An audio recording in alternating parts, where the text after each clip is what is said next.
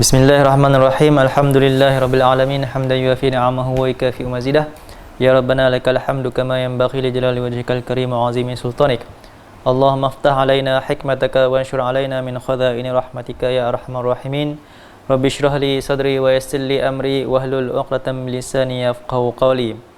Allahumma ja'alna asya'a kama hiya. Allahumma arinal haqqa haqqan warzuqna ittiba'ah wa arinal batila batilan warzuqna ijtinabah. Baik. Pada perbahasan yang lepas kita dah membincangkan bagaimana keadaan pensyariatan di Mekah. Dan poin utama pensyariatan di Mekah bahawasanya Nabi Muhammad SAW menekankan, menerapkan pegangan akidah itu sendiri di dalam dakwah beliau, mengesahkan Allah Subhanahu Wa Taala. Apabila manusia mengesahkan Allah Subhanahu Wa Taala dan menerima bahawa Allah Subhanahu Wa Taala itulah sebagai pengatur setiap perjalanan kehidupan dan Allah itulah pemilik segala makhluk, maka kita akan tunduk dan patuh dengan segala perintah dan tetapan yang ditetapkan oleh Allah Subhanahu Wa Taala. Dan segala tetapan ini berlaku di mana? Kita dah masuk dah sikit berkaitan dengan tasyri', bentuk pensyariatan di Madinah. Maka pensyariatan di Madinah inilah yang berbentuk amaliyah, berkaitan dengan pensyariatan berkaitan dengan ibadat, amal ibadat, berkaitan dengan muamalat, berkaitan dengan usrah, iaitu kekeluargaan, hukum hakam berkaitan dengan daulah, kenegaraan, dan juga hukum hakam berkaitan dengan uqubah ataupun hukum hakam jenayah. Itu bentuk pensyariatan di Madinah. Baik, sekarang pada hari ini kita akan membincangkan sebuah sikit bagaimana proses berlakunya pensyariatan tersebut. Adakah pensyariatan tu turun seketui, kedebuk buku turun seketui, kita nak selidik, nak rujuk pasal apa, tengok buka buku kita. Adakah macam tu ataupun turun secara berkala, bertadarruj dalam bahasa Arabnya kan, turun secara berkala. Okey, itu yang akan diperbincangkan pada perbahasan kali ini. Baik. Pensyariatan yang kita ketahui bahawasanya Al-Quran itu turun secara berkala. Hikmahnya apa? Hikmahnya supaya manusia mudah menerima apa benda baru yang ditetapkan oleh Allah Subhanahu Wa Taala. Okey. Pensyariatan ini berlaku seiring dengan peristiwa-peristiwa yang berlaku di dalam kehidupan seharian ketika masyarakat ketika di Madinah. Jadi apabila berlakunya perkara baru yang mana para sahabat ataupun masyarakat ketika itu tak tahu nak meletakkan hukum, maka mereka akan merujuk terus kepada Nabi Muhammad sallallahu alaihi wasallam. Jadi dengan mereka merujuk kepada Nabi Muhammad sallallahu alaihi wasallam, Nabi akan terangkan hukum ni, hukum perbuatan ni apa dia, hukum perbuatan ni apa dia, hukum perbuatan ni bagaimana. Itulah bentuk pensyariatan yang pertama, iaitu dengan jawapan terus daripada Nabi Muhammad sallallahu alaihi wasallam. Okey, jawapan daripada Nabi Muhammad sallallahu alaihi wasallam ni pun ada dua bentuk. Pertamanya, Nabi jawab berdasarkan wahyu yang turun direct daripada Allah Subhanahu Wa Taala. Ada juga perkara yang Nabi berijtihad. Sebelum apabila para sahabat merujuk satu masalah, wahyu tak turun lagi, dan Nabi berijtihad dulu dengan pandangan Nabi Muhammad SAW. Ini akan jadi perbahasan juga. Kalau apa yang Nabi jawab berdasarkan wahyu tu tak ada masalah, kita faham. Berdasarkan ijtihad, adakah berlaku Nabi Muhammad SAW melakukan ijtihad di dalam apabila para sahabat merujuk kepada baginda berkaitan dengan sesuatu masalah? Ya, berlaku. Nabi Muhammad SAW melakukan ijtihad. Contohnya peristiwa apa? Peristiwa ketika contoh menunjukkan bahawasanya Nabi Muhammad SAW melakukan ijtihad ketika perang Uhud. Ketika perang Uhud, umat Islam berjaya kan, umat Islam, dan ada tawanan perang Pertawanan perang ni pula antara di kalangan yang ditawan tu adalah pembesar-pembesar Quraisy. Jadi ketika itu Nabi Muhammad SAW minta pendapat para sahabat, iaitu Sayyidina Abu Bakar radhiyallahu anhu dan Sayyidina Umar radhiyallahu anhu. Apa pandangan ataupun pendapat daripada dua sahabat ni berkaitan dengan tawanan perang yang mereka tawan ni. Jadi Sayyidina Abu Bakar kata tawanan ni merupakan daripada ahli keluarga kamu, daripada ahli keluarga kan kaum Quraisy kan, ada sanak saudara. Jadi Sayyidina Abu Bakar cadangkan mereka ni dibebaskan dan diambil fidyah. Diambil fidyah daripada tawanan tersebut. Itu pandangan Sayyidina Abu Bakar. Kemudian Nabi tanya pendapat kepada Sayyidina Umar. Sayyidina Umar berpandangan mereka ni merupakan orang yang memerangi kamu, orang yang mendustakan kamu, orang yang membuang kamu daripada negeri kan. Jadi Sayyidina Umar kata mereka ni layak dipancung ataupun dibunuh. Dan apabila setelah Nabi Muhammad SAW mendengar dua pandangan daripada sahabat ni, Nabi cenderung untuk memilih pandangan daripada Sayyidina Abu Bakar, iaitu melepaskan tawanan dan mengambil fidyah. Nabi cenderung nak pilih pandangan tu. Kemudian Allah Subhanahu wa taala menurunkan ayat. Ma kana linabiyyin an yakuna lahu asra hatta yuskhina fil ard turiduna aradad dunya wallahu yuridul akhirah wallahu azizun hakim. Tengok. Yang ni ketika ni nak menunjukkan apa? Hadis ni, cerita ni nak menunjukkan apa? Menunjukkan Nabi Muhammad SAW berijtihad. Berijtihad dengan apa yang berlaku ketika itu. Kemudian setelah Nabi berijtihad dan Allah Subhanahu Taala menurunkan wahyu untuk membetulkan pilihan yang lebih tepat. Maksud apa ayat tu tadi? Maksud dia kata apa? Tidaklah patut bagi seorang Nabi mempunyai orang-orang tawanan sebelum ia dapat membunuh sebanyak-banyaknya di muka bumi. Kamu menghendaki harta benda dunia, sedangkan Allah menghendaki akhirat. Dan ingatlah Allah Maha Kuasa lagi Maha Bijaksana. Jadi menunjukkan apa? Pilihan pandangan yang sepatutnya dipilih ialah pandangan Sayyidina Umar, iaitu membunuh semua tawanan perang tu. Sebab apa? Sebab mereka ni yang membawa bala bencana kepada umat Islam. Mereka ni yang menjadi kepala-kepala untuk memerangi umat Islam dan menindas umat Islam. Jadi itu kehendak daripada Allah Subhanahu wa taala. Ini kisah ni menunjuk apa? Nabi Muhammad SAW berijtihad. Itu antara contohnya. Nak menunjukkan Nabi melakukan ijtihad. Jadi kita daripada situ kita tahu dua cara apabila Nabi dirujuk tentang satu-satu masalah. Pertama, Nabi jawab secara direct dengan turunnya wahyu. Kedua, Nabi berijtihad. Sekiranya ijtihad itu bertepatan, maka Allah Subhanahu Taala menurunkan wahyu untuk memperakui ijtihad tersebut. Sekiranya ijtihad Nabi Muhammad SAW tersalah, turunnya wahyu untuk membetulkan kembali. Okey, itu menunjukkan bukti bahawa Nabi pun berijtihad. Ada hikmahnya. Ada hikmah kenapa berlakunya ijtihad Nabi Muhammad SAW. Nanti kita akan bincangkan. Okey, itu antara proses yang pertama.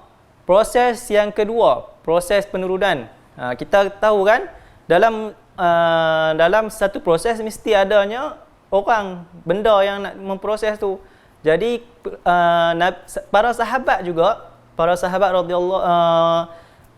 radhiyallahu anhum merupakan antara asbab-asbab berlakunya proses tersebut.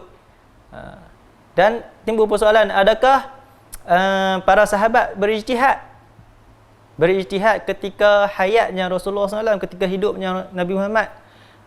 Ya, berlakunya ijtihad para sahabat ketika hayat Rasulullah SAW. Kita perlu bezakan ijtihad para sahabat ketika selepas kewafatan Nabi dan ijtihad para sahabat sebelum kewafatan Nabi. Ijtihad para sahabat sebelum kewafatan Nabi Muhammad SAW adalah dari sudut mengajak. Nabi Muhammad SAW mengajak para sahabat bagaimana untuk berijtihad. Atau apa itu ijtihad? Berijtihad itu iaitu mengeluarkan hukum daripada sumber asal. Okey, baik. Apa bukti berlakunya ijtihad para sahabat ketika hayat baginda sallallahu alaihi wasallam? Ada beberapa kisah, ya, beberapa kisah menunjukkan berlakunya ijtihad para sahabat ketika Nabi sallallahu alaihi wasallam ada. Pertamanya kisah ketika setelah perang Khandaq ataupun perang Ahzab. Setelah selesai perang Nabi Muhammad SAW nak habislah, nak selesai peperangan. Kemudian dapat perintah daripada Allah Subhanahu Wa Taala melalui para malaikat untuk memerangi Bani Quraizah.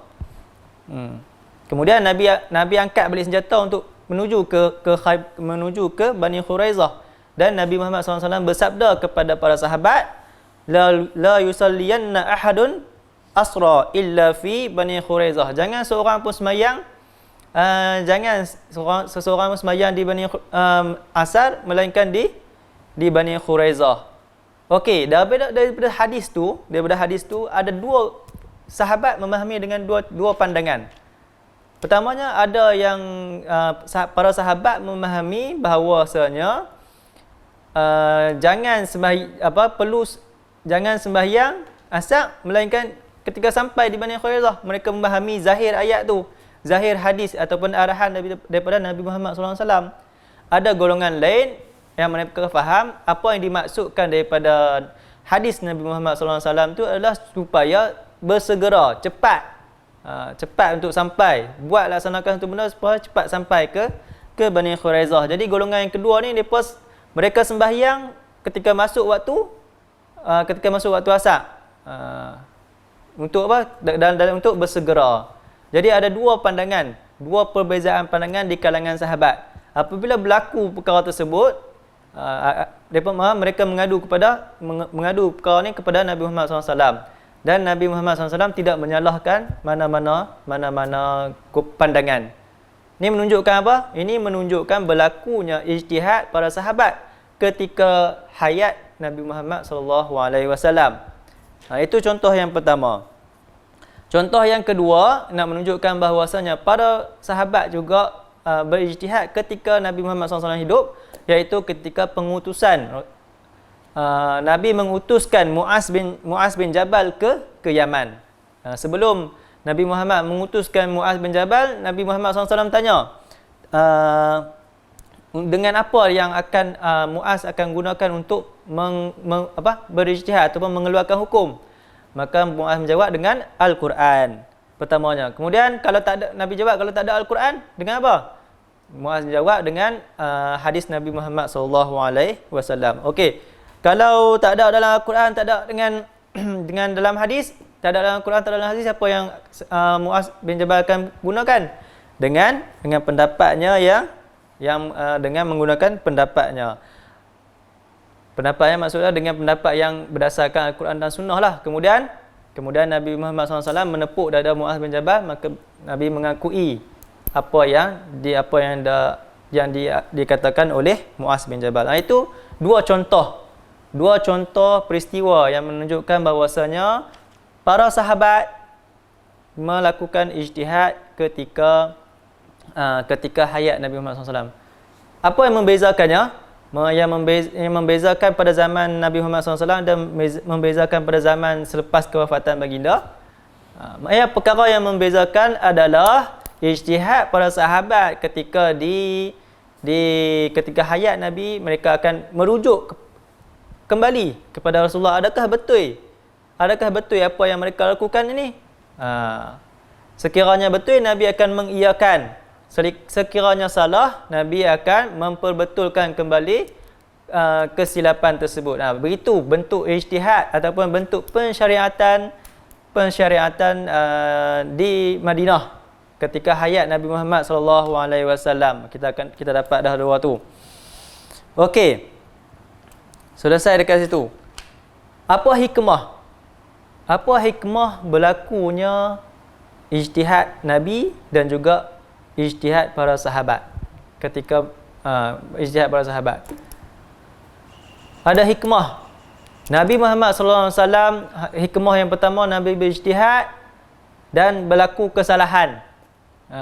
Kan? Tadi kita faham bahawasanya Nabi Muhammad SAW juga berijtihad dan terkadang sekiranya betul, bertepatan, maka akan diturunkan wahyu untuk memperakuinya. Sekiranya salah, akan turun wahyu untuk membetulkan kembali. Apa hikmahnya? Hikmahnya daripada situ disebutkan oleh ulama bahawasanya untuk untuk memberi peluang, membuka peluang kepada para mujtahid selepas ni ataupun selepas kewafatan baginda, bahawasanya ruang untuk memahami dalil, ruang untuk mengeluarkan hukum hakam daripada Al-Quran dan Sunnah itu terbuka luas, yang bersesuaian dengan keadaan dan semasa, bersesuaian dengan zaman dan juga waktu.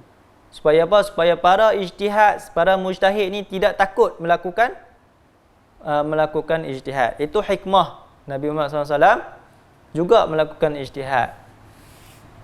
Okey. Dan bagaimana pula para ijtihad para sahabat ni, yang para sahabat yang ketika hayatnya baginda, ini adalah untuk mengajar. Ini tengok. Ini menunjukkan hubungan antara guru dan juga murid. Nabi Muhammad SAW bukan semata-mata turun untuk bagi panduan, lepas tu tinggal macam mana generasi selepas tu nak hidup ikut suka. Tak, Nabi Muhammad SAW tak turun macam tu. Nabi Muhammad SAW merupakan rahmat sekalian alam. Nabi Muhammad SAW bagi panduan dan ajak macam mana nak gunakan panduan tersebut. Jadi Nabi Muhammad SAW mengajar, mendidik para sahabat untuk melakukan ijtihad sebagaimana bertepatan dengan kehendak Allah Subhanahu Wa Taala dan Rasulnya. Sebab itu Nabi membenarkan berlakunya ijtihad di kalangan sahabat baginda. Kemudian mereka merujuk kembali kepada Nabi Muhammad SAW untuk membetulkan apa yang, kalau yang ijtihad itu tersebut betul, Nabi memperakui. Kalau tersalah, Nabi akan membetulkan kembali cara kefahaman yang sebenar. Inilah intipati antara seorang murabbi dan juga muridnya. Apa yang betul, apa yang bertepatan dengan kehendak syarak, diakui. Apa dia yang tersalah, dibetulkan. Itu cara belajar yang ditunjukkan oleh Nabi Muhammad SAW. Kemudian perkara inilah yang berlanjutan daripada zaman ke zaman. Nabi mengajak para sahabat mengajak para tabi'in mengajak tabi'in sehinggalah sekarang. Begitulah ilmu kita diwarisi. Ilmu dalam Islam itu diwarisi. Okey, baik. Itu berkaitan dengan bentuk pensyariatan secara yang berlaku di Madinah. Selepas ni kita akan video seterusnya, kita akan membahaskan siapa pula yang layak untuk berijtihad. Kita dah sembang kan, kita dah bincang kan, ijtihad. Apa itu ijtihad? Dan siapakah yang layak untuk berijtihad? Apakah syarat-syarat untuk berijtihad? Adakah semua orang layak untuk berijtihad? Itu kita akan bincangkan pada sesi yang akan datang. Baik. Sekadar itu dulu untuk perkongsian saya kepada kali ini. Sekiranya berlaku kesalahan, boleh diperbetulkan, dan sekiranya ada penambahan yang lebih baik, dan dipersilakan. Okey, sekadar itu dulu. Terima kasih. Assalamualaikum warahmatullahi wabarakatuh.